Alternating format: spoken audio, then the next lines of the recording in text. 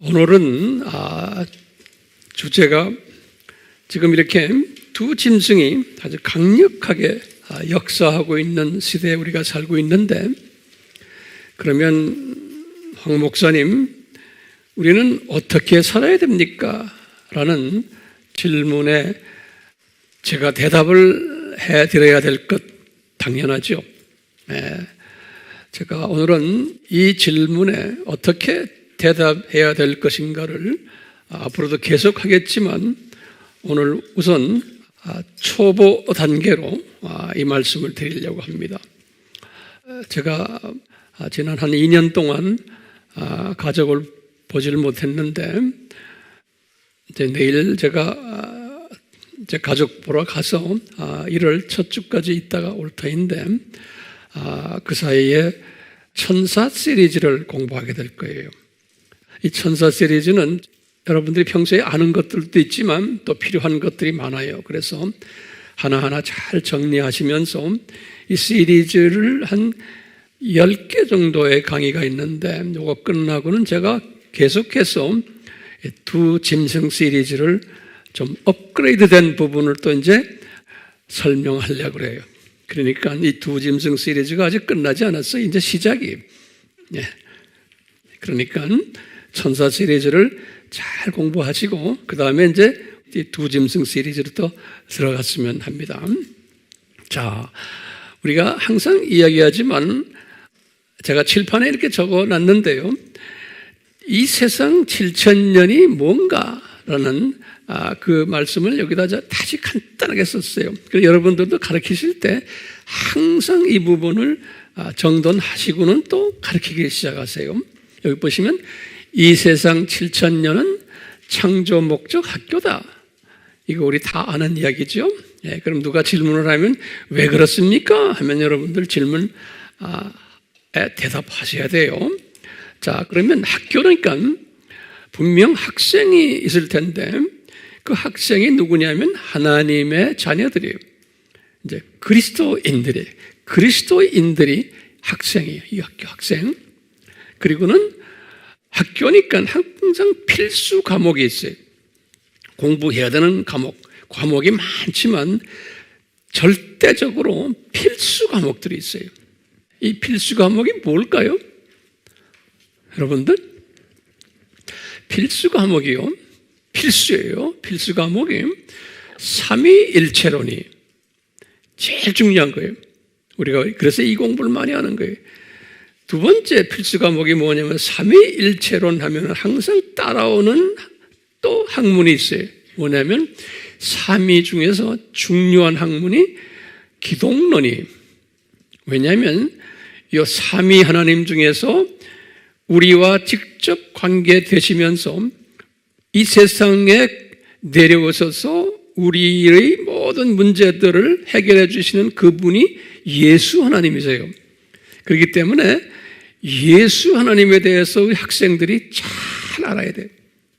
우리가 공부 많이 했지만 이 필수 과목이 뭐라는 거 우리가 꼭 아셔야 돼요. 이 알다시피 적 그리스도다 하는 게 뭡니까? 가짜 예수님을 이야기하는 거거든요. 가짜 그리스도예요. 이 말은 왜 적 그리스도를 허락하셨나? 적 성부도 아니고, 적 성령도 아니고, 적 예수도 아니고, 적 그리스도를 허락하셨어요. 교회 시대 전반에 걸쳐서, 이 세상 7,000년 전반에 걸쳐서, 특히 6,000년 동안. 왜 그러냐? 그만큼 예수 그리스도에 대한 학문이, 공부가 절대적으로 필요하기 때문에 가짜들을 세우셔가지고 진짜 공부를 하게 하시는 거예요. 그렇기 때문에 우리라는 건 하나님의 자녀들이에요. 그리스도인들이 이 기독론에 약하면은 이 세상을 승리하면서 살 수가 없어요. 그렇기 때문에 나중에 제가 이렇게 보겠지만, 이제 바울에게도 명령하셨어요. 우리 에베소서에서 하나님의 전신갑주를 입으라 그랬잖아요. 이때 제일 중요한 전신갑주 중에 가장 중요한 게 진리의 허리띠예요. 진리의 허리띠. 이 로마 군인이 새로 된 치마를 입는데 허리띠를 딱 졸려매야 돼요. 제일 먼저 중요한 게요. 그 허리띠 이름이 뭐냐면 진리예요. 그 진리가 누굽니까? 요한복음 14장 6절에 보면 예수님의 그리스도예요.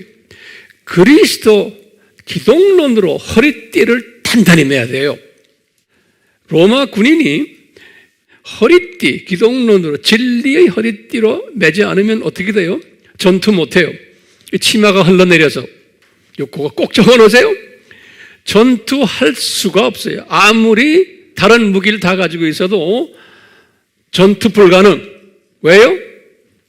치마가 흘러내리는데 어떻게 전투합니까? 그러니까 기독론에 약하면 그리스도인들이지만 이 영적 전투를 할 수 있는 능력이 없어져 버려요.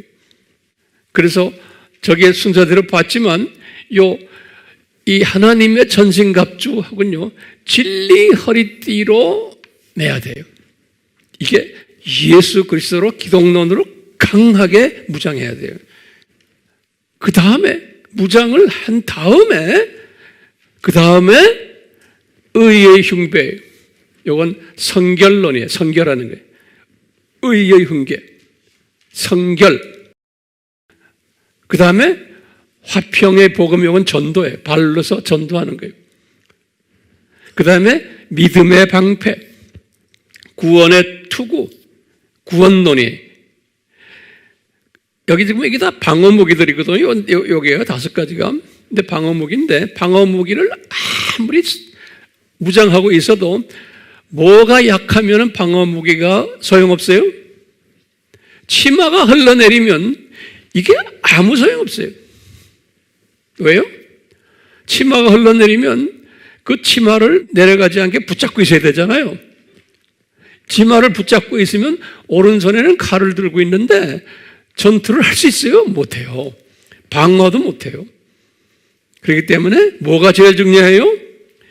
기독론이 제일 중요한 거예요. 바울도 이 부분에 대해서 강조하는 거예요. 네. 자, 그렇기 때문에 적 그리스도라고 그런 거예요. 그런데 깡패 그리스도들을 우리에게 허락하셔서 진짜 그리스도를 더 깨닫고 무장하기 위한 무슨 방법이에요? 교육 방법이? 역기능적 방법이에요. 이거 잊지 마세요. 그래서 이 창조 목적 학교가 하나님의 자녀들을 향한 역기능적 교육 시스템이에요. 예. 그래서 뭐를 강하게 만들어냈어요? 가짜 그리스도예요. 그래서 여기 항상 제가 뭐죠? 안티라는 뜻은, 예? 이 안티의 뜻이 4가지가 있죠? 우리 항상 알고 있잖아요? 첫째 안티가 뭐예요? against.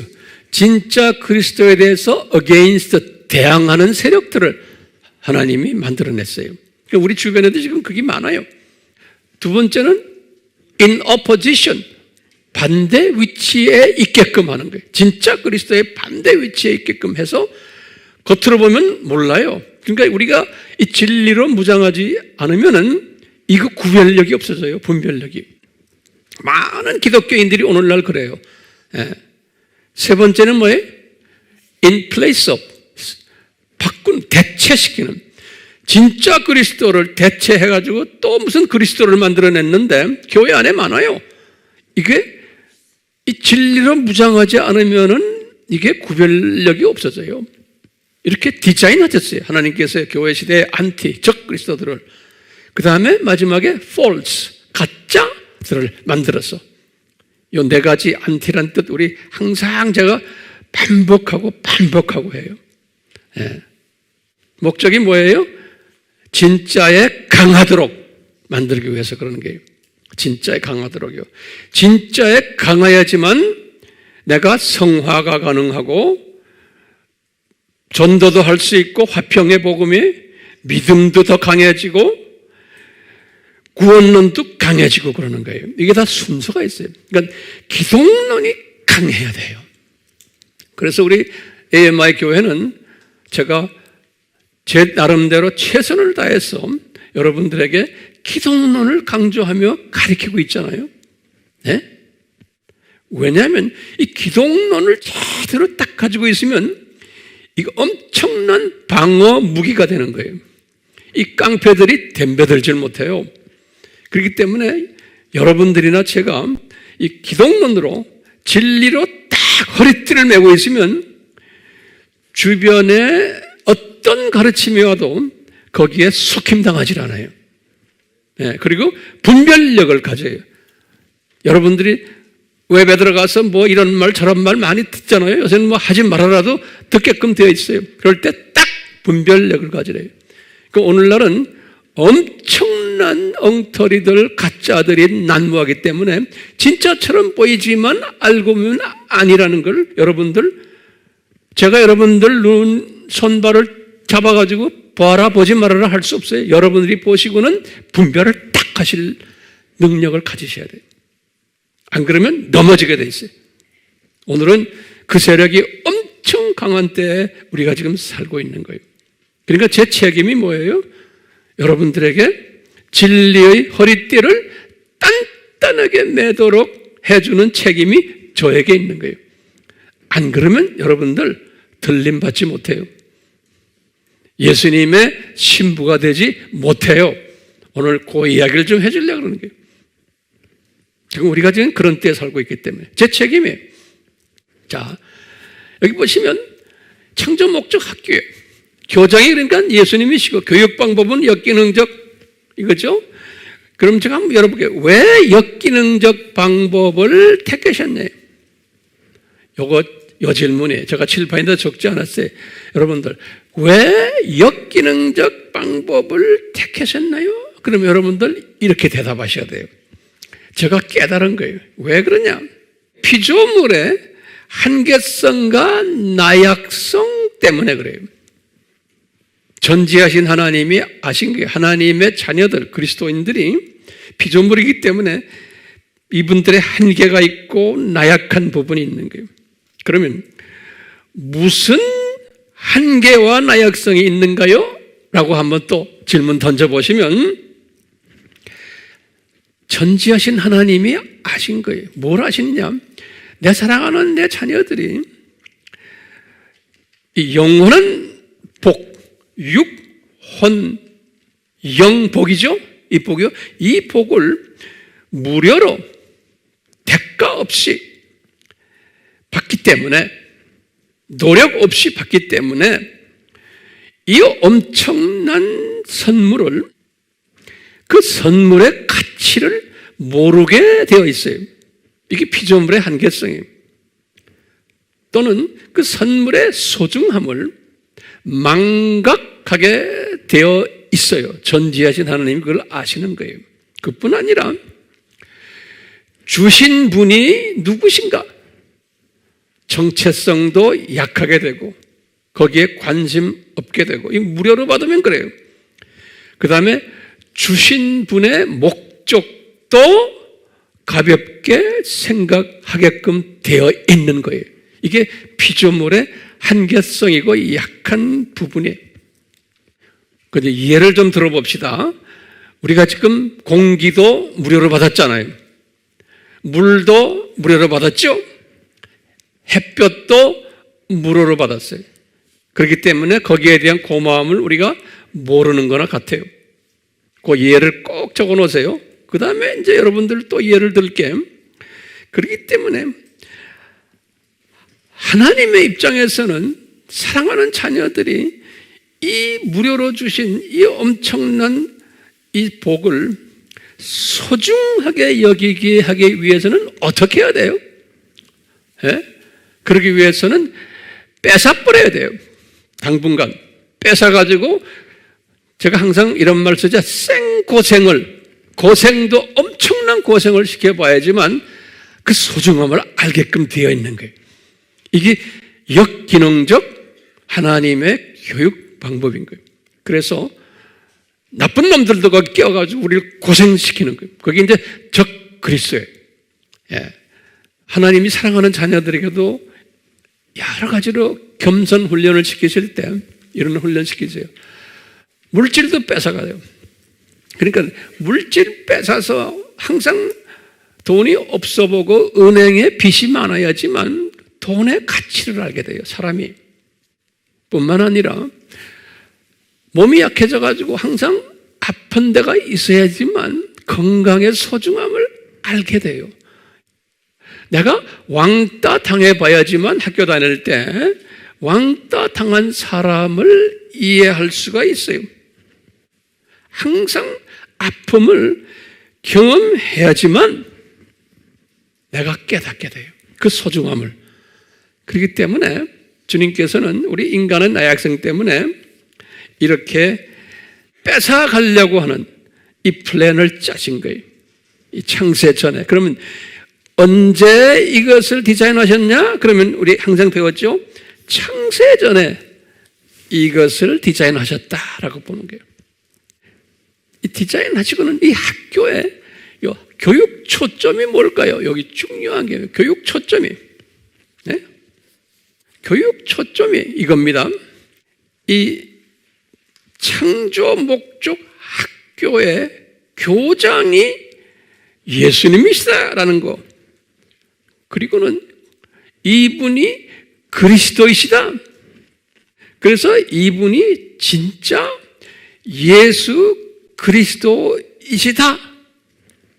그런데 이분을 창세 전에 인간으로 내려오셔서 십자가에서 저주 받으실 것을 디자인 받은 분이시다. 디자인 하신 분이에요. 삼위 하나님이 디자인하시고 이분이 직접 이 일을 위해서 이제 내려오시도록 디자인된 분이에요. 이것을 우리 인간들은 이해하기 대단히 힘든 거예요. 그래서 이제 이것을 하나님의 신비다 그랬어요. 또는 바울이 신비다 그랬어요. 우리 성경 구절은 여러분들 다 했어요. 고린도전서 2장 7절, 로마서 16장 25절에서 26절, 에베소서 1장 3절에서부터 쭉 해서 14절까지 전부 그런 이야기들이, 골로새서 1장 26절, 27절 상당히 많아요. 자, 이 신비를 바울도 개종해서 20년 동안 몰랐어요. 바울은 개종해서 첫 20년 동안은 예수 그리스도의 구원론을 소위 원시복음으로 알고 있었어요. 이 말은 굉장히 중요한 개념이에요.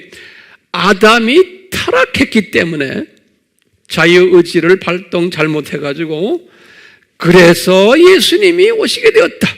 원시복음이죠. 창세기 3장 15절에 바울이 알고 있었던 것은 첫 20년 동안은 이 수준으로 알고 있었어요. 그런데 바울이 고린도 전서를 기록하시면서 주 55년이죠. 이분이 35년에 개종했거든요. 그러니까 20년 후에 드디어 그리스도의 십자가 사건은 창세전에 디자인되었구나라는 것을 깨달은 것이 개종 20년 후예요. 이것은 뭘 말하냐면 대부분의 하나님의 자녀들은 원시복음으로만 알고 있어도 되는 거예요. 네. 이 말은 뭐냐면 하나님의 구원 계획이 아담 타락 때문에 예수님이 오시게 됐다. 이 수준으로만 알고 있어도 되는 거예요. 거의 80%의 세계의 기독교인들은 그렇게 알고 있어요. 그걸로 만족해요. 그런데 소수의 남은 자 그룹들에게는 바울도 나중에 깨달은 거 20년 후에 이것은 창세전에 디자인되었구나라고 바울이 깨닫고는 바울은 그 후부터 고린도 전서를 55년 했었죠. 55년부터 68년 순교 때까지 13년간 이 창세전 십자가 사건을 초점에 맞춰가지고 자기 제자들을 훈련시켰어요. 네. 자, 이런 가운데서 이제 우리 알다시피 이 세상 7,000년 이 창조 목적 학교가 요 7,000년이 이제 플랜이 된 거예요. 요 7,000년 플랜이 됐을 때 하나님께서는 진짜 그리스도가 누군가에 대해서 그 가치를 깨닫게 하기 위해서 하나님의 예정된 자녀들에게, 그리스도인들에게 가짜 그리스도를 디자인하신 거예요. 요 7,000년 요 때, 특히 요 6,000년 기간까지, 요 6,000년까지 가짜 그리스도를, 우리 공부한 것을 제가 지금 간단하게 정돈하는 거예요. 그 가짜 그리스도를 적 그리스도라고 그러죠. 이 적 그리스도를 어떻게 디자인하셨냐? 제국이 몇 제국이에요? 7제국을 통해서 이것을 우리에게 가르쳐 주신 거예요. 예. 그림자로, 예표로 또는 심볼로 가르쳐 주신 거예요. 그런데 이것은 7제국 중에서 가장 강한 제국이 몇 제국이에요? 7번째 제국이에요. 그렇죠? 그 7번째 제국이 두 짐승 제국이에요. 지금 우리가 지금 경험하고 있는 이 시대에 우리가 공부했지만 이 두 짐승 세력은 언제부터 디자인이 됐어요? 아담 타락에서부터 디자인이 된 거예요. 아담 타락이 주전 4,000년이니까 지금부터 6,000년 전에 이때 이미 두 짐승이에요. 일루미나티, 프리메이슨, 그 다음에 로만 가톨릭, 또 누구예요? 제수잇, 또 WCC, 일부 WEA도 포함이 돼요, 지금요. 이런 모든 적그리스도 세력들이 요 창세간에 뭐죠? 여기 아담 타락 때부터 시작이 됐어요. 우리 에녹 이야기 기억나시죠? 에녹성? 나중에 제가 이제 1월 달 되면 제가 더 자세히 설명하게 될 거예요.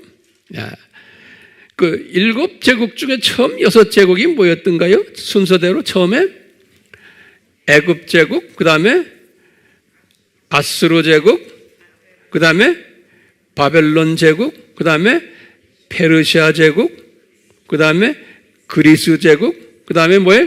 로마 제국. 예. 자, 이렇게 했는데 예수님께서 요한에게 보여주시기를 이 7번째 제국이 가장 강한 제국인데 요한에게 보여주신 게 그것이 두 짐승 제국이 7번째, 그것을 계시록 13장 1절에서 18절에 요한에게 보여주신 거예요. 자, 이 제국 이름이 이 두 짐승이 뭐라는 게 이제 우리 알잖아요. 이 두 짐승에게 뭘 주셨냐면 이 두 짐승이 그들이 가지고 있는 목표가 있었어요. 그 목표가 뭐냐면, 목표가 뭐예요? 이 세상을 어떻게 해요? 이 세상을 낙원으로 만들자라는 거예요. 그것을 뭐라고 그랬어요? 신세계 질서라 그랬어요. 신세계 질서. 이 세상을 낙원으로 만들자. 이걸 신세계 질서라 그러는데요. 자, 이 사람들의 믿음 체계가 있어요. 요거 내가 좀 설명을 해드릴게요. 공간에다 적진 않았어요. 노트에다 적으세요. 이분들이 가지고 있는 믿음 체계가 있어요. 이 두 짐승 세력들이 오늘날 일루미나티, 프리메이슨, 심지어는 바티칸 세력들까지 지금 종교다원주의를 믿고 있는 이 사람들이 가지고 있는 믿음 체계가 있어요. 이걸 잘 들으셔야 돼요.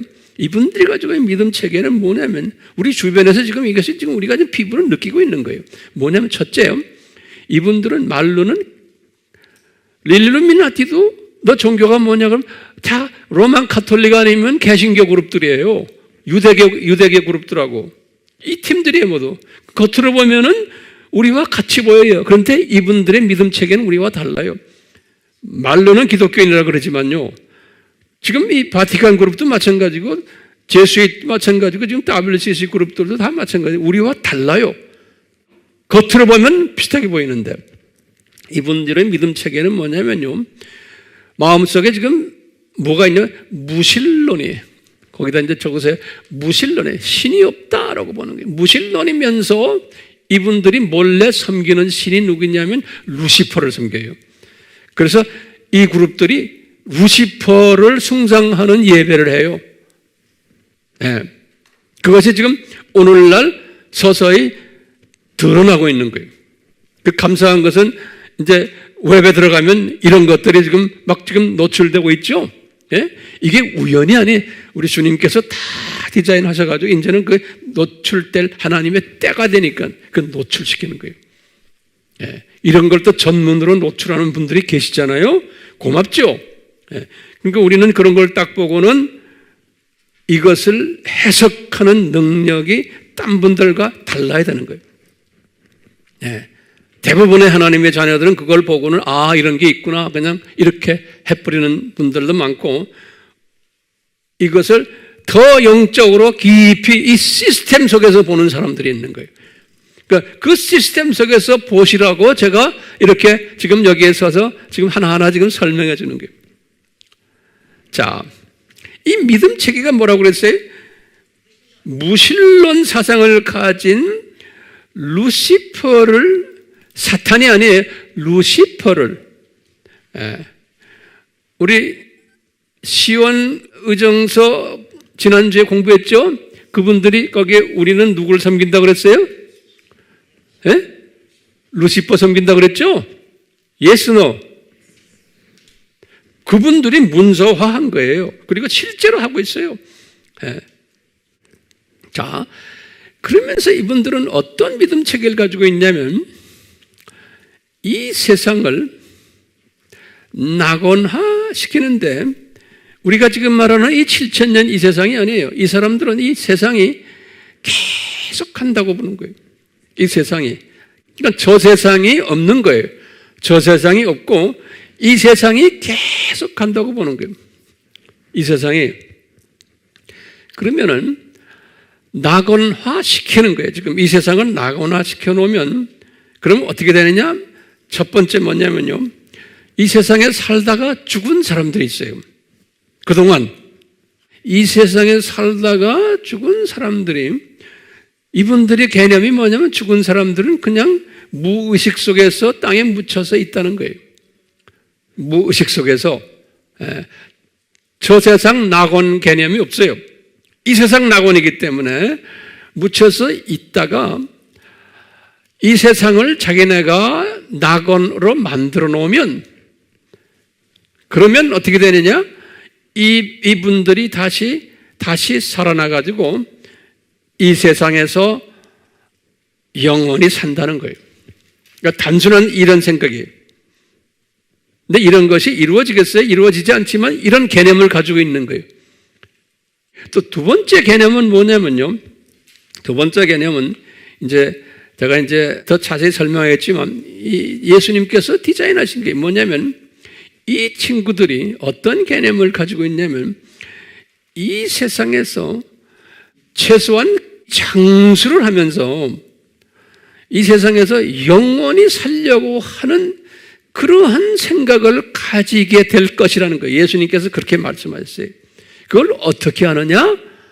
이게 뭐냐면, 이제 제가 이야기하겠지만, 이제 짐승의 표라고 그래요. 우리 짐승의 표라는 말 많이 들었죠? 그 다음에 666이라는 말이 나와요.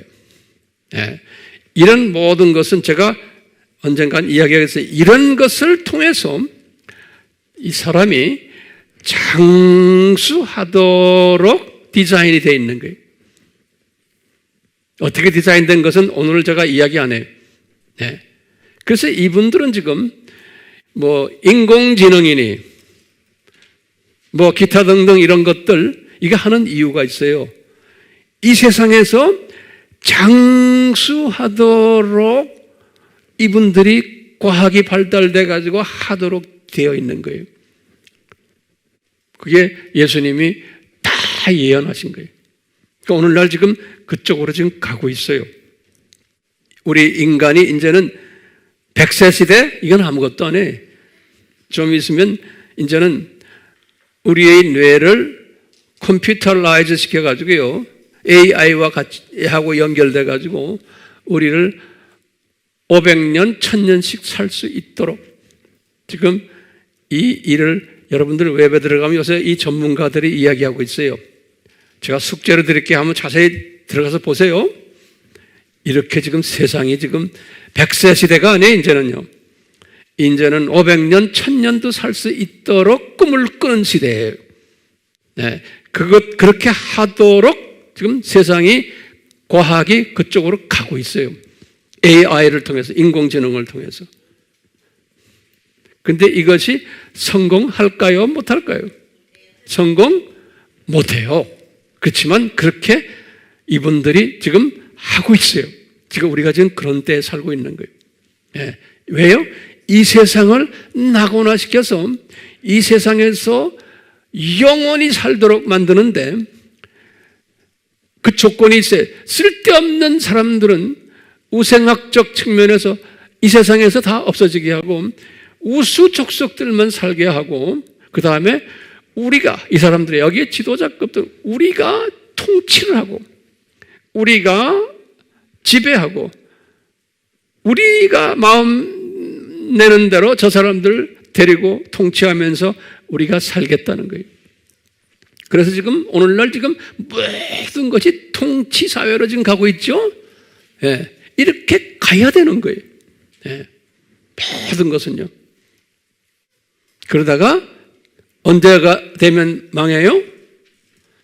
7년 환란 끝날 때, 그렇죠? 예수님의 지상 재림에 오실 때 이분들은 어디로 들어가게 돼 있어요? 불못에 던짐을 받게 돼 있어요. 성경 구절 어디 나와요? 계시록 19장 20절. 요때까지는 특히 이 7년 환란 동안은 이분들의 활동이 엄청 심할 거예요. 예. 그러니까 그분들이 그냥 이 활동이 그냥 거의 성공한 것처럼 행동을 하면서 엄청 심할 거예요. 그러니까 7년 환란 전에도 이 일들이 지금 일어나고 있잖아요. 지금 일어나는 것보다 훨씬 더 과학이 발달돼 가지고 이 일들이 전개될 거예요. 7년 환란 때는. 자, 그런데 이제 환란 전 들림 받는 사람들은 이런 것을 그렇게 심하게 경험받지 않고 올라가게 돼 있는 거예요. 환란 전 들림 받는 사람은. 그렇죠? 그런데 이 예수님이 말씀하셨어요. 본인의 재림해 오시기 전에는 이런 일들이 일어날 거다 하시면서 소위 유명한 감람산 설교를 하신 거 기억나시죠?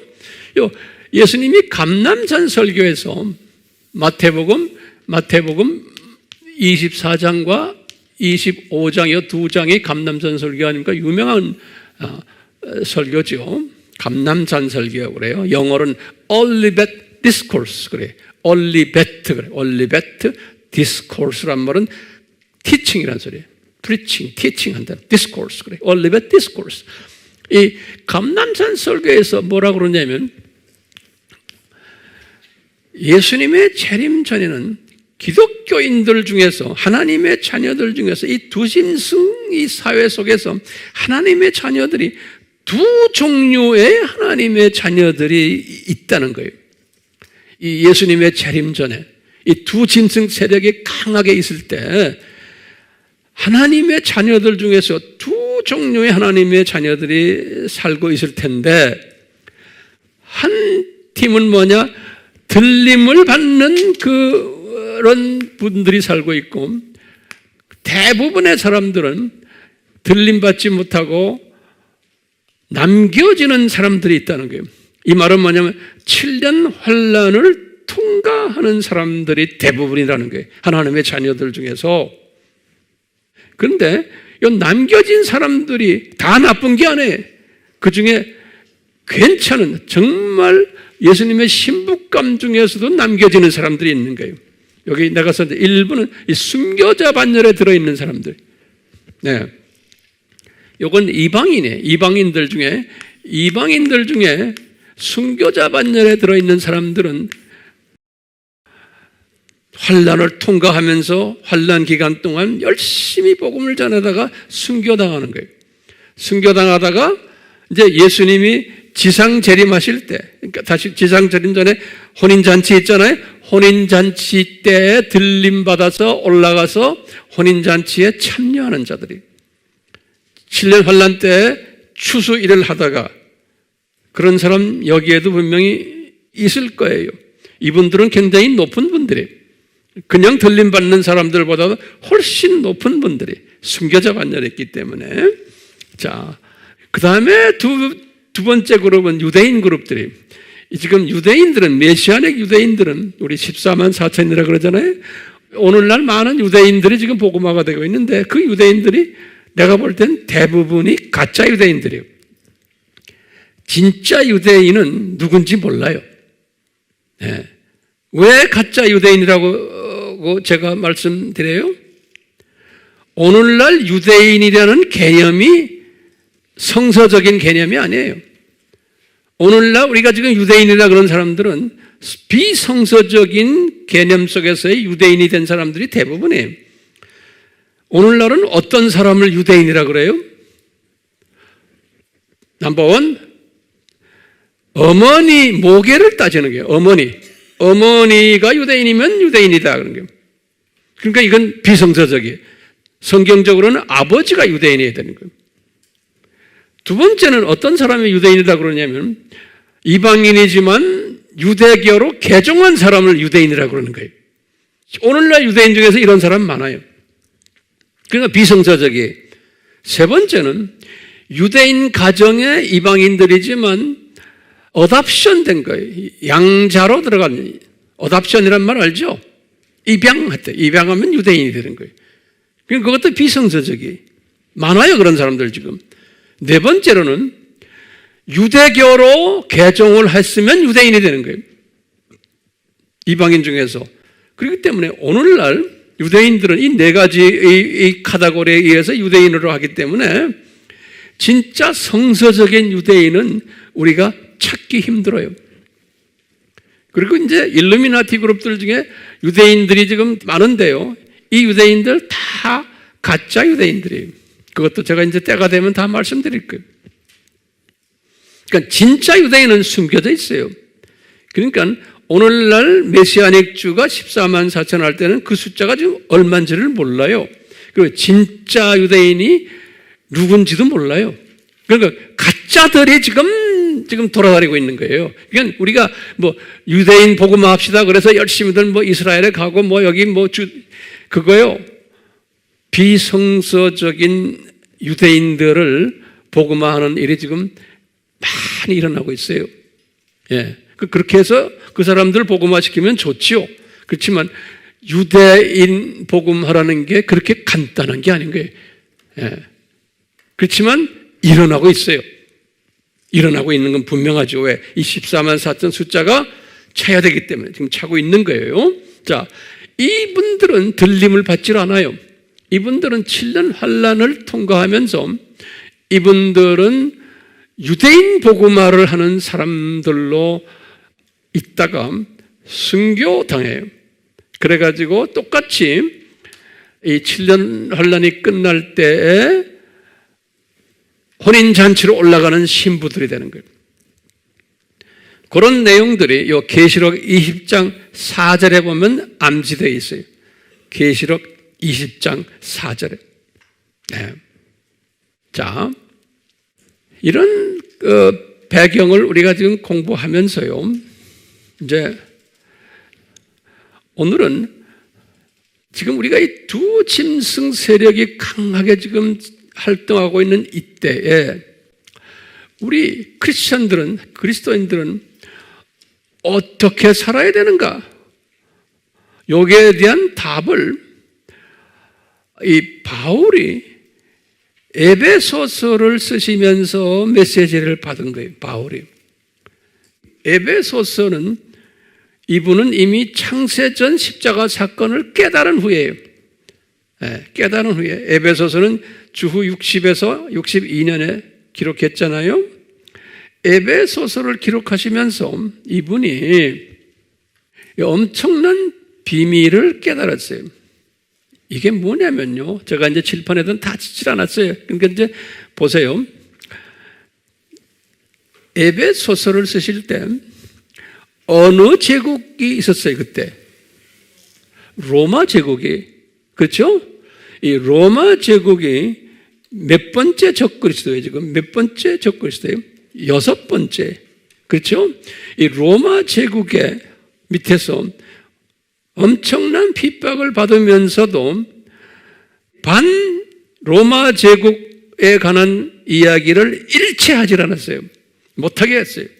그대로 놔두라. 왜냐하면 이건 예수님이 디자인하신 하나님의 자녀들을 창조 목적 교육을 시키기 위한 학교 커리큘럼 중에 하나로 지금 있기 때문에 그대로 놔둬라. 그 제국이 강해져야 된다. 그리고 그 제국 밑에서 하나님의 자녀들이 심한 핍박을 받고 훈련을 받아야 된다라고 믿었기 때문에, 또 깨달았기 때문에 바울은 소위 그 세력들에 대해서 뭐 했어요? 반대하지 않았어요. 그런 거 한 게 있어요? 여러분들 성경 속에 없어요. 그 대신에 바울은 뭐 했어요? 로마 제국 복음화에 열심히 했어요. 우리 다 지난 시간에 공부했죠? 마태복음 24장 14절에 열심히 한 거예요. 바울은 그 당시에 이 정치적인 적그리스도 세력들이 난무하고 있는 때, 바울 시대에 이분은 그거와 싸우지 않고 그대로 놔두고 그 다음에 뭐예요? 복음을 전한 거예요. 이 시스템인 거예요. 이것이 그대로 바울 시대만이 아니고 이제 교회 시대 2000년 전반에서 똑같이 이 패턴으로 가도록 되어 있는 거예요. 이 패턴으로. 그래서 교회 시대부터는 어떤 짐승이 나타났어요? 7번째 짐승이 구체적으로 나타나기 시작하는 게 지금 언제부터요? 교회 시대부터예요. 구체적으로. 그러면서 지금까지 쫙 오면서 점점 이렇게 구체화되고 있잖아요. 그러니까 예수님께서 감람산 설교를 하실 때 뭐냐면 이 교회 시대에 이 적그리스도들이 이렇게 나타날 텐데 그때마다 너희들은 마태복음 24장 14절 세계 복음화에 너희들은 참여해서 복음화 일들을 하거라 이거예요.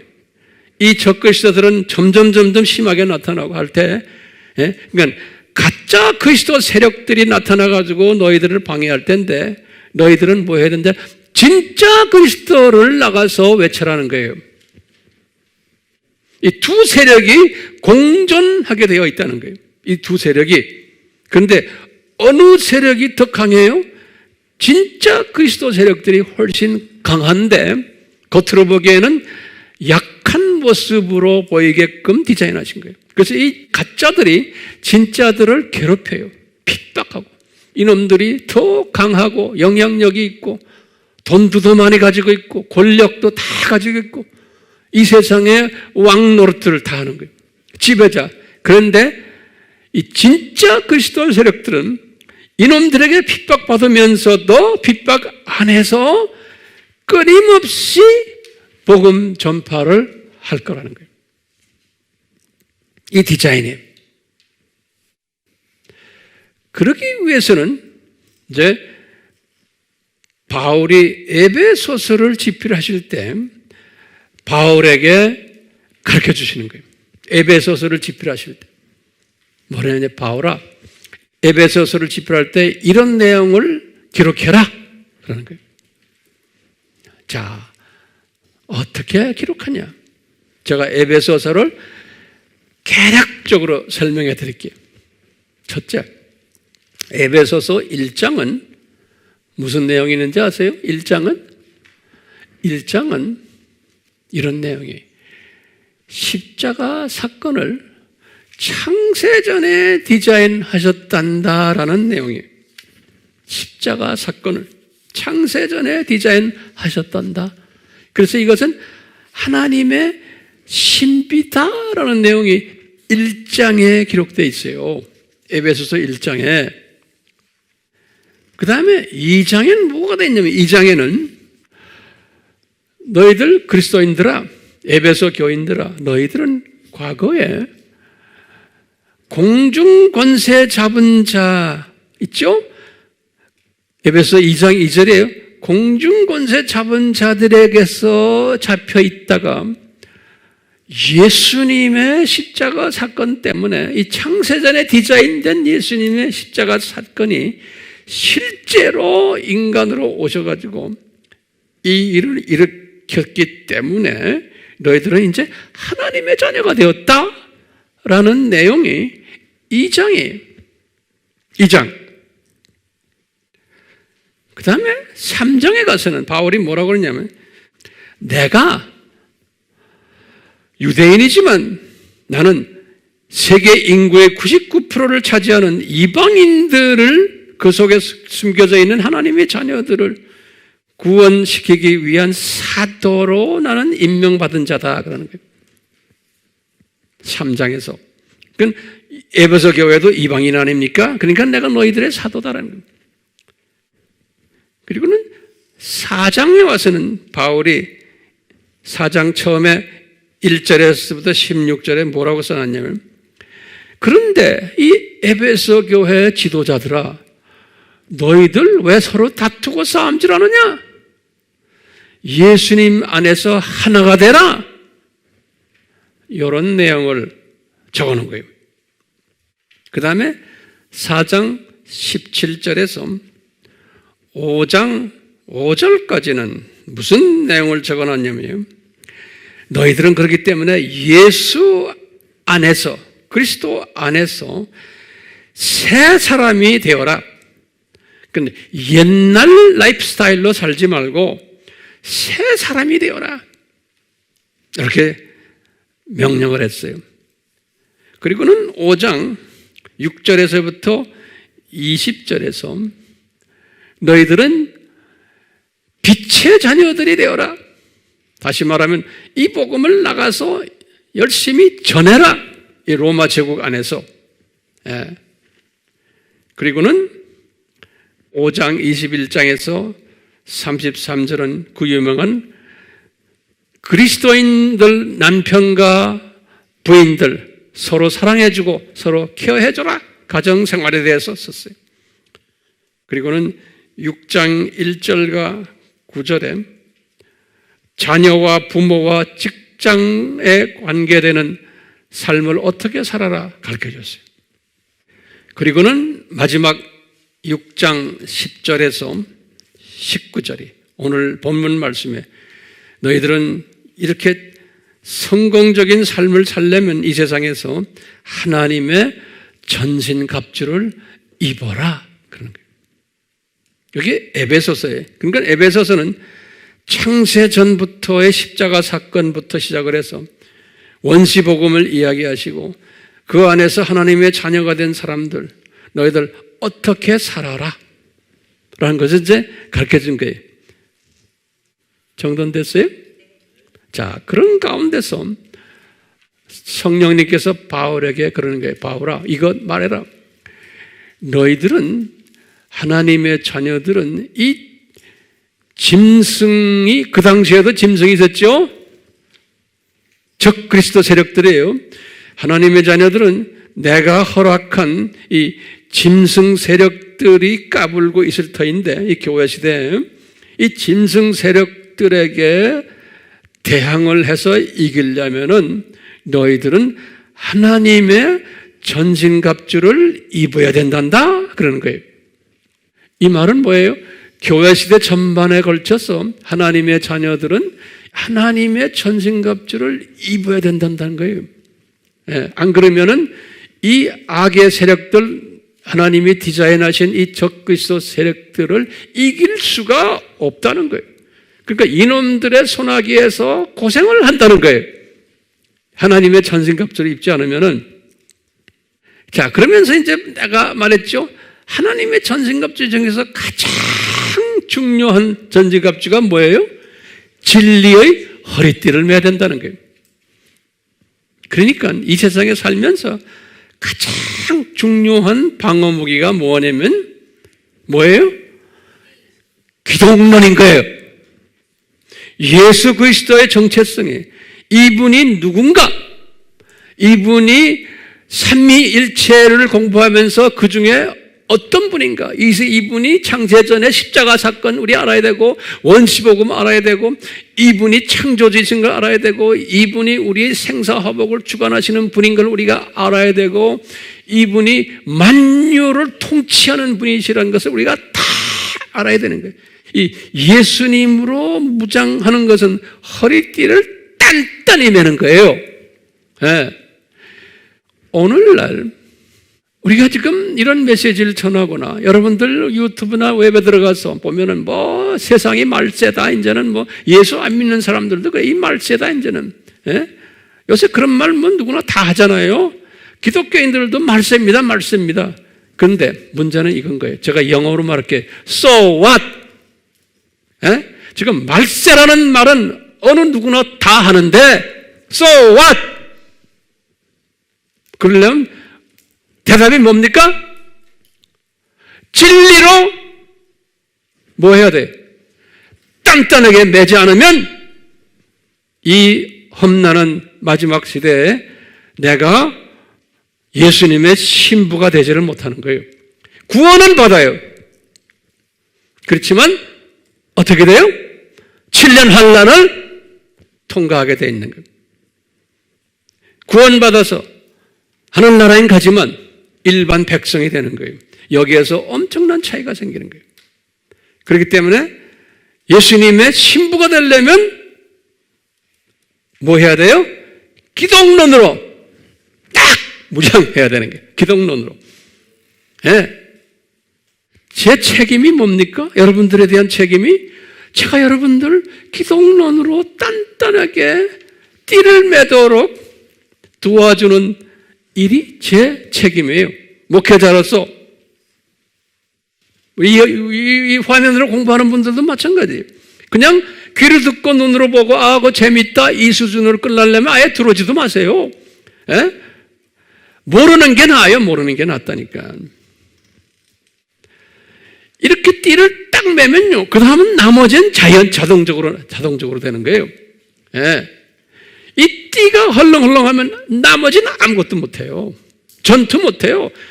이 지금 두 짐승 세력에 맞대응해가지고 덤빌 수 있는 힘이 없는 거예요.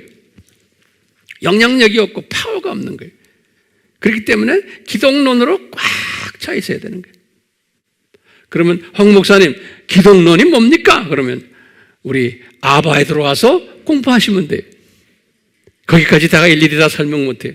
공부하셔야 돼요. 그래서 우리가 기독론에 얼마나 제가 나름대로 정성을 들였는지 몰라요. 자, 이렇게 기독론을 공부하는 사람은 성결하게 되고 복음 전하는 사람이 되고 믿음이 생기고 구원론에 투구를 쓰고 말씀에 집중하게 돼요. 말씀은 방어적 무기도 되고 공격적 무기도 되는 거예요. 왜냐하면 말씀은 검이에요. 검은 방어나 공격 무기가 되는 거예요. 이 나머지 무기들은 다 방어 무기들이에요. 근데 가장 중요한 파워풀한 무기가 진리의 허리띠. 예. 자, 요 7가지의 전신갑주 제가 이렇게 써놨어요. 마지막에 바울이 그랬어요. 기도와 간구가 성령 안에서 이것도 전신갑주의 무기라는 거예요. 그렇기 때문에 가장 중요한 것이죠. 오늘 제가 말씀드린 건 요 진리예요. 예. 이 말씀을 하시면서 그 유명한 성령님이 바울에게 하신 말씀이 있어요. 이제 1세기 때 그리스도인들에게 말하는 거예요. 근데 이 말씀이 2세기 때, 3세기 때, 4세기 때, 오늘날 지금 21세기까지 다 그대로 적용되는 거예요. 왜냐하면 그때도 적그리스도 세력들이 있었고 지금은 아주 강한 적그리스도 세력들이 지금 있는 거예요. 계속 연장된 거예요. 그러니까 이 원칙은 이 지금 전신가치 원칙은 그때부터 시작해서 지금까지 계속 적용되는 거예요. 자, 여기 보면 그 원칙을 딱 보면 이렇게 써놨어요. 너희는, 그럼 너희가 누굽니까? 요건 그리스도인들은, 그런 소리죠. 이건 지금 일반 사람이 아니에요. 에베소 교인들아, 그리스도인들은 마귀의 괴계를 능히 대항하여 설 수 있도록 하나님의 전신갑주를 입어라. 요 마귀의 괴계가 구체적으로 지금 오늘날 뭡니까? 이 두 짐승 세력인 거예요. 두 짐승 세력에 이들의 괴계, 이들이 갖고 있는 괴계가 있죠. 이분들이 플랜 있죠. 그거 지금 계속 내가 설명하잖아요. 여기에 대항하는 능력을 가지려면 하나님의 전신갑주를 입어야 된다는 거예요. 근데 대부분의 하나님의 자녀들은 이 옷을 입지를 않았어요. 그래도 다 구원받지만 이게 영적 대항하는 전투 군인은 되지를 못한다는 거예요. 구원은 받았지만 마지막 때에 추수일에 참여하는 자는 되지 못한다는 거예요. 이 말은 다른 말로 표현하면 들림받는 신부는 되지 못한다는 거예요. 또는 순교자 반열에 들어가지를 못한다는 거예요. 못해도 괜찮아요. 근데 이런 사람들은 소수의 남은 자들이에요. 왜냐하면 이분들은 나중에 천년왕국 때에 예수님의 신부로서 왕노릇하고 저 세상에 가서도 왕노릇하는 로얄 그룹들이에요. 그러니까 이 로얄 그룹에 들어오시려면 이 말씀에 경청하셔야 되는 거예요. 우리 AMI 그룹들은 이 로얄 그룹에 들어오게 하기 위해서 주님이 저에게 이렇게 신경 쓰면서 내가 보낸 자녀들에게 이것을 나눠주라 명령이 저에게 떨어졌기 때문에 제가 이렇게 지금 하는 거예요. 소수지만, 자, 너희는 마귀의, 그럼 마귀가 누구예요? 오늘날 말하면 이 두 짐승 그룹들이에요. 그렇죠? 이 두 짐승 그룹들의 그 놈들이 괴계가 있어요. 그 놈들이 하고 획책이 있어요. 예? 그 꾀가 있어요. 그 꾀가 지금 여기 내가 설명했잖아요. 이 세상을 뭘 만들려고 그런다? 낙원을 만들려고 하고, 인구 줄이려고 그러고, 그 다음에 그 꾀가 시온 정의서의 24장에 쫙 써 있죠? 기억나세요? 이게 그들의 꾀, 거기에 속힘을 당하면 안 된다는 게, 그것의 정체성을 알려면은 하나님의 전신갑주를 입어야 된다는 거예요. 근데 이 하나님의 전신갑주에서 가장 중요한 전신갑주가 뭐라고 그랬어요? 기독론 진리의 띠를 매야 되는 거예요. 이거 안 매면 넘어지게 돼 있는 거예요. 넘어진다고 해서 제가 볼 때는 구원 상실되는 게 아니고 일반 하나님의 자녀로, 다시 말하면 이 세상 마지막 때에 추수일을 하는 분들은 아닌 거예요. 추수꾼들은 아닌 거예요.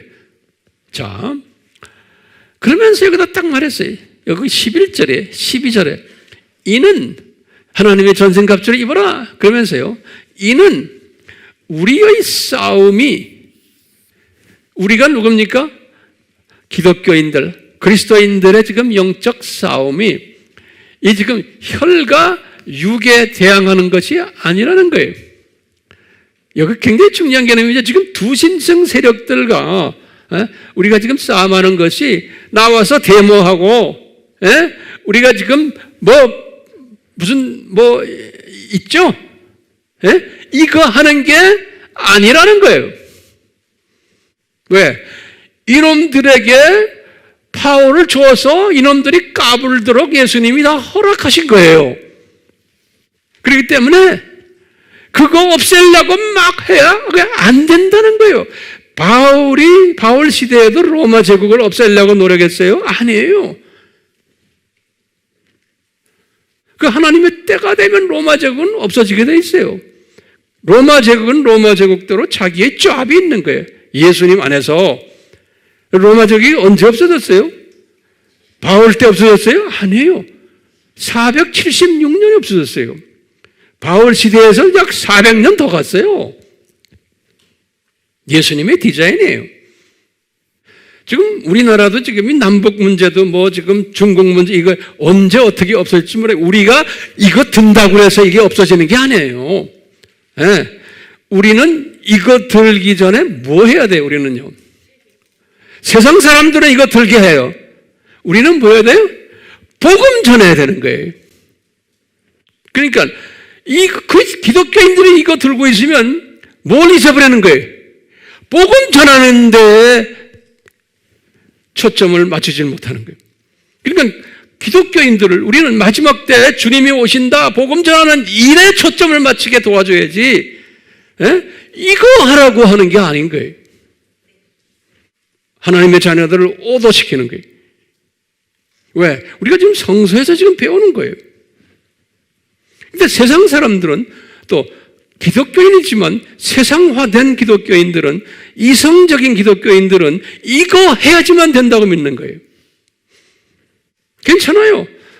그렇지만 이거 하는 사람들을 보면서 우리는 아하, 저것은 안 해도 되는데, 그렇지만 이거 함으로써 이 두 짐승 세력이 조금 움츠릴 수는 있어요.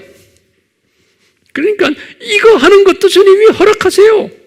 그렇지만 이거 했다고 해서 두 짐승 세력이 없어지거나 약해지는 건 움츠릴 수는 있어요. 그리고는 이거 하는 사람들을 보면서 아하, 이게 지금 예수님의 재림이 가까운 악한 시대구나라고 노출시키는 일은 이거 하는 사람들이 도와줘요.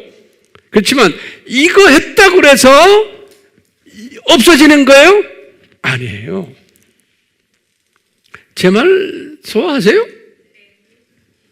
그러니까 우리는 이것도 하면서 그 다음에 이것도 해야 되는 거예요. 예. 그러니까 이거 하는 걸 제가 반대하는 거 아니에요. 이거 해요. 세상이 악하다는 것을 노출시키지만 그거 끝나면 안 되는 거예요. 뭐 해야 돼요? 복음 전환을 해야 되는 거예요. 그러니까 이거 하는 사람들은 기독교인만이 아니에요. 불교인들도 무신론자들도 다 같이 조인해가지고 이거 하는 거예요. 예. 내가 이거 하는데 이게 무슨 소리인지 아시겠어요? 예. 제가 왜 이렇게 열을 내죠? 자, 보세요. 우리의 싸움이 혈과 육에 대항하는 것이 아니라는 거예요. 그러니까 이분이 로마 제국을 향해서 싸움한 분이 아니잖아요. 예? 이분은 영적 로마 제국을 위해서 싸움한 사람이에요. 그 안에 잡혀있는 하나님의 자녀들을 해방시키는 일을. 그러면서 뭐냐면 우리들의 싸움은 예수님께서 바울에게 말하는 거예요. 여기 9개 천사가 있는데 거기에 지금 천사 그룹들에 그 다음 주부터 내가 천사 설교한다고 그랬죠? 자세하게 나와요. 이제 그때 공부하세요. 뭐냐고 그러면 천사들 중에 정사들과 권세들과 이 세상 어두움의 주관자들과 하늘에 있는 악의 영들에게 대항하는 것이라 그런 거예요. 여기 천사 그룹들인데요. 여기 이제 어떤 천사 전문가들은 그렇게 왜 정사라고 그랬느냐? 여기 뭐냐면 국가 지도자들을 컨트롤하는 요 악한 세력들이 있는 거예요. 요 국가의 권세자들, 또 이 세상 어두움의 주관자들, 이렇게 해서 이 세상 시스템을, 정치 세력, 문화 세력, 교육 세력을 컨트롤하는 요 중간 레벨의 사탄 마귀 세력들이 있어요. 여기 이제 우리 9가지 계층 중에 일부거든요. 요놈들과 싸움하는 거라는 거예요. 그러니까 이제 바울에게 말하는 게 너희들이 싸움하는 건 뭐냐? 로마 제국을 딱 쥐고 있는 영적 요 지도자들, 영적 권세자들, 이 악한 세력들을 이야기하는 거예요. 이 마귀의 그 사탄의 시스템이 있거든요. 그 시스템 중에서 그 중간 레벨들의 요놈들과 싸움해가지고 요놈들 속에 잡혀있는 하나님의 자녀들을 뺏어오는 일이 우리의 영적 싸움이지, 그러기 위해서 우리가 요 진리의 허리띠로 기독론으로 무장해야 된다는 거예요. 반로마 제국을 위해서 무장하는 게 아니라는 거예요. 자, 이런 요 말씀, 오늘 제가 여러분들에게 지금 던지고 싶은 말씀이에요. 자, 그렇다면 마지막 결론으로 보시면 이런 자들이, 이 예수님으로 무장한 자들이 오늘날 이제 예수님의 신부가 된다는 거예요. 들림 받는 자들이라는 거예요. 그러니까 여러분들, 저도 그렇고요. 이 예수님의 신부가 되려면은 뭐 해야 돼요? 제일 먼저 뭐로 무장해야 돼요? 기독론으로 무장해야 된다는 거예요. 오케이? 그러면 이렇게 무장한 사람이 뭘 가지고 있냐? 파워를 가지고서 이 세상의 이 악한 세력들이 나를 공격하지 못한다는 거예요. 내가 예수 그리스도로 무장해 있으면은 이 모든 악한 세력들, 두 짐승에 의해서 지금 놀아나는 이 정치, 문화, 경제, 사회 이 모든 악한 세력들이, 종교적인 악한 세력들이, 이놈들이 나를 지배하지 못한다는, 가까이 오지도 못해요. 내가 거기에 영향을 받지도 않는다는 거예요. 그리고는 이놈들의 정체성을 이제 꿰뚫어 보면서 이것을 주변의 형제 자매들에게 가르치고 나누는 능력을 가진다는 거예요. 그러려면 뭐로 무장되어 있어야 돼요? 예수님으로 무장되어 있을 때. 이런 사람이 나가서 마태복음 지금 24장 14절에 내 민족과 타민족에게 이 예수님을 증거하는 거예요. 그래서 사도행전 1장 8절에 뭐라고 그랬어요? 너희들이 성령 충만해지면 예루살렘과 온 유다와 사마리아까지 나의 증인이 되리라 그랬거든요. 다시 말하면 예수님을 가르치는 거예요. 예수님을 증거하는 거예요. 그리스도를. 이 창조 목적학교의 교장이 누구신가? 예. 이분이 창세전부터 어떻게 디자인하셨나? 이분이 누구신가? 그런데 이분이 이제 좀 있으면 오신다. 이것을 전체 그림을 그려주면서 이분이 지금 이제는 오신다. 여기까지 이야기해 주는 사람이, 그게 전도하는 사람이고 선교하는 사람인 거예요. 그러니까 선교의 주체가 예수님이지만 선교의 주제도 누구예요? 예수님이신 거예요. 그러니까 예수로 꽉 차 있어야 되는 거예요. 이 예수로 꽉 찬 사람은 들림받게 되어 있는 거예요. 그래서 이분을 신부라고 그래요, 신부. 그래서 예수님께서 my wife라고 그래요. 예수님이 우리 보고 you are my wife 그러는 거예요. 신부예요. 예수님이 우리의 남편이 그만큼 가깝다는 거예요. 왜? 입만 열면 예수님 이야기하니까. 그렇기 때문에 신부의 특징들이 있어요. 요 말씀 제가 하고 오늘 설교 끝날려고 그래요. 이거 그냥 별거 아닌데 굉장히 중요한 개념이에요. 이 신부는 남편을 사랑하는 분이에요. 그래서 이제 이 적그리스도 세력들은 음녀라고 그랬어요. 말로는 기독교인들이라고 그러는데, 이것을 음녀라는 거예요. 음녀. 예수님 이야기도 하지만 딴짓하는 놈들이라는 거예요. 그래서 음녀란 단어를 썼어요. 남편 사랑한다는 말은 수직계명에 순종하는 사람이에요. 남편 사랑한다는 건요. 그러면 남편을 사랑만 하는 게 남편의 말을 순종하는 사람이에요. 좋은 신부는. 그러니까 수직계명에 순종하고 수평계명에 순종이 순서가 있어요. 그 다음에 지상사명까지 순종하는 사람이에요. 이게 신부예요. 아주 신실한 신부예요. 그것뿐이 아니에요. 이 신부는 남편의 자녀를 출산해야 돼요. 남편의 자녀, 예수님이 예정하신 하나님의 자녀들이 있어요. 이 사람들이 나를 통해서 예수님을 만나게 해주는 거예요. 이것을 하셔야 돼요. 아기를 낳아줘야 돼요. 그래서 열심히 전도하셔야 되는 거예요. 그러면 내가 전도하는 마음이 있으면 주님이 전도 받을 사람을 내 앞에 보내주세요. 정확하게 보내주세요. 내가 찾아다니지 않아도 돼요. 그뿐 아니에요. 아기를 낳는다면 꼭 양육을 해야 돼요. 꼭 자라나도록 말씀으로 먹여야 돼요. 영양소 먹이고, 양육을 해야 돼요. 여러분들 지금 하고 있잖아요. 그렇죠? 계속 하세요. 양육을 해야 돼. 양육을 하는데 어디까지 양육해야 돼? 어른이 될 때까지, 성인이 될 때까지 자라게 해야 되는 거예요. 예. 성인 돼서 어쩌자는 거예요? 요 성인 돼가지고 요 사람을 예수님과 결혼시키는, 예수님의 부인이 되도록 예수님께 결혼시키는 거예요. 그럼 예수님의 부인이 되면 똑같이 해. 지금 이분이 예수님 보고 예수님이 이제 이분의 남편이 된 거예요.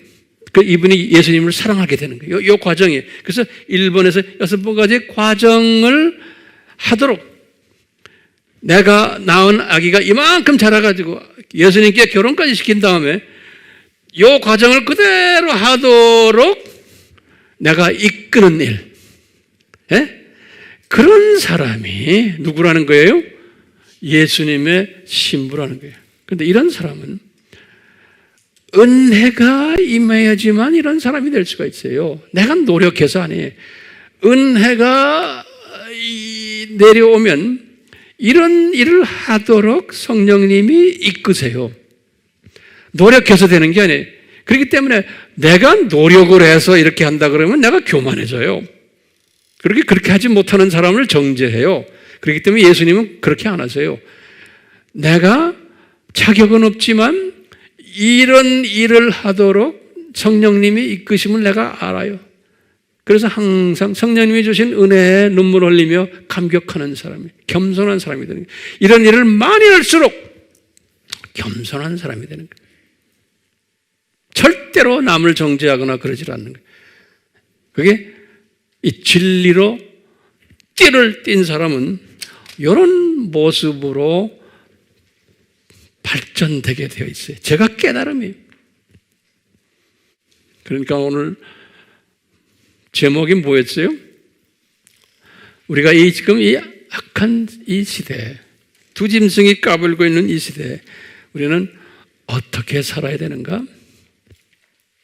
그러면 대답은 뭐예요? 예수님의 은혜가 내가 필요하구나. 어떤 은혜? 이 진리의 허리띠를 매도록 은혜 베푸심. 그리고는 이 진리의 허리띠를 매면서 내가 예수님의 신부로서 이렇게 남편 사랑하고 남편께 순종하고 자녀 출산하고 양육하고 성인으로 만들어서 또 결혼까지 시켜서 하나님의 자녀들이 내 민족, 내 주변의 민족들만 아니고 우리는 외국에 나가지 못하지만 외국에 있는 또 하나님의 자녀들도 이 과정을 하도록 우리는 기도도 해주며 물질로 또 뒤에서 밀어주며 이렇게 하는 일에 참여하는 자들, 우리 모두가 이런 자들 되기를 또 돼야 돼요. 예수님의 이름으로 축원합니다. 아멘. 이곳에 계신 예수님, 저희들이 지금 이 시간 이 메시지를 서로 나눴습니다. 예수님 한 분 한 분 예외 없이 이 웹으로 영상으로 이 메시지를 보는 듣는 주님의 자녀들 한 분 한 분 예외 없이 이 신부의 복을 내려주셨어. 은혜를 베푸셨어. 이 복을 받고 이 어려운 세상을 승리하는, 지배하는 지배자로 만드셔서 주님께 감사하며 감격하며 하루하루를 추수꾼 역할을 하면서 감격하며 주님을 섬기는 한 분 한 분 되도록 은혜 위에 은혜를 내려주시옵소서. 예수님의 이름으로 기도드리옵나이다. 아멘.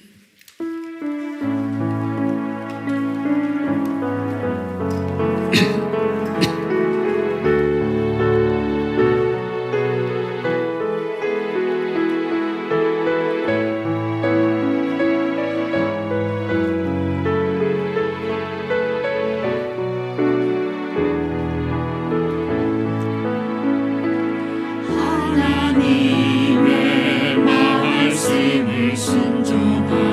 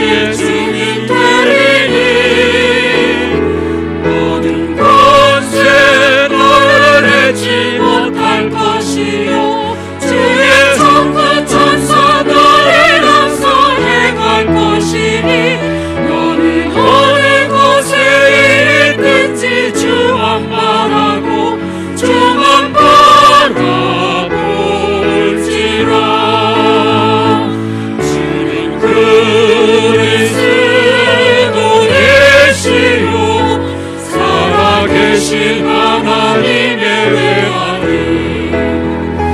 너는 성령과 권을 받고 땅끝까지 주의 증인 되리니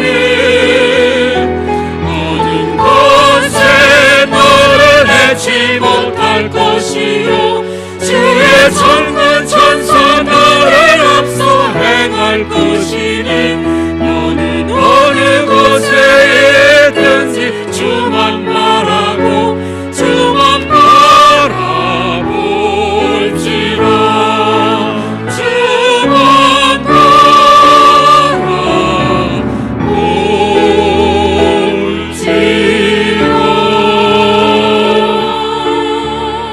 바라볼지라. 예수님, 저희들이 이 가르침을 통해서 우리의 시각의 초점이 진리 되시는 예수님만 바라보는 지혜자들, 명철자들, 지식자들이 되도록 은혜 내려 주시옵소서. 지금 이 시간은 예수 그리스도의 무한하신 은혜와 하나님 아버지의 극진하신 사랑하심과 성령님의 끊임없이 조명케 하심과 가르쳐 주심과 감동케 하심이 우리에게 항상 있기를 축원하옵나이다. 아멘.